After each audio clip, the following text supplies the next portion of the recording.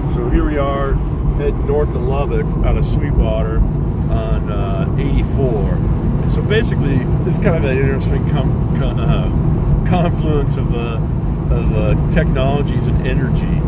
And what we're seeing here is, again, the plain. We're moving into the plains. This is lower plains versus the upper plains. But it's basically plains. If you see, there's no scrubby oak here. There's not, even though it's been cleared for irrigation, you know that.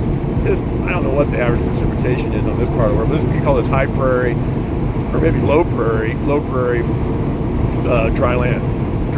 I'm not going to stick the phone out the roof, but I'm driving with that down. Actually, it's quite nice. It's 80 degrees. So we got almost like a 260 air conditioning. But going back to the confluence of the energy technologies, we're going to see a lot of oil, which is our legacy stuff. Oh, you can see that irrigation too. There's a pivot.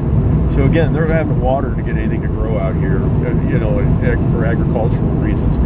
I don't know if they're doing deep water. And I think this is sweet water, so maybe the water out here doesn't have a high sulfur content, which typically you go to North Texas, you go to towns on Well. When we were going bike ride north out of Plano and go back farm to market roads out of there up to McKinney and around, we get into drinking sulfur water. And it's like you really didn't want to have to drink that. You start cramping up, and it didn't. You know, it smells like shit. Rotten eggs, actually, not shit. Shit has a different smell. But we got windmills. We got wind farms out here. And again, it's flat.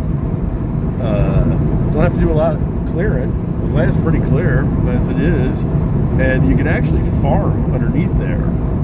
And so they come in here, and the farmer then gets a royalty check or a lease check for the windmill farm, and he just keep farming. So trying to make a living farming, especially in this part of the world, is not an easy task. This is part of the Dust Bowl. We're moving into the Dust Bowl components of that, which is like Oklahoma Panhandle, southeast Colorado, that part of the world. And there's people trying to fight the Dust Bowl. Farmers out there, they're stubborn. They're too stupid to quit. And there was actually a group called The Last Man, and they all made a pledge that they would be the last man to leave the land on that one when the Dust Bowl came. That's pride, because again, they're not the decider on that, and the land, they don't own the land. People like to think they own land. You're not. You're a caretaker. I believe that's where the Native Americans are a lot more enlightened on that. That they're here for the earth, not the other way around.